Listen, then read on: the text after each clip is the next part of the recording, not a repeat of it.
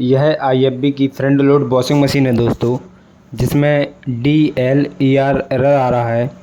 तो दोस्तों जो DLER एरर होता है वह हमारा जब हम किसी भी साइकिल पर वॉशिंग मशीन को चलाते हैं तब वह जब कंप्लीट हो जाता है और अलार्म बजने के बाद भी अगर उसके गेट को हम नहीं खोलते हैं तो इसका जो सिलेक्टर है वह ऑफ पोजीशन में हो जाता है, तब यह जो हमारा डिस्प्ले है DLER का एरर दिखाने लगती है।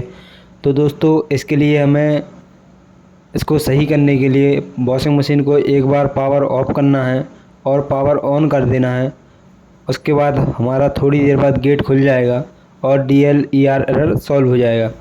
इसमें दोस्तों कुछ भी खराबी नहीं रहती है, यह केवल जब प्रोग्राम पूरा होने के बाद अलार्म बजने के बाद भी अगर इसका गेट आप नहीं खोलोगे तो DLER एरर दिखाने लगता है।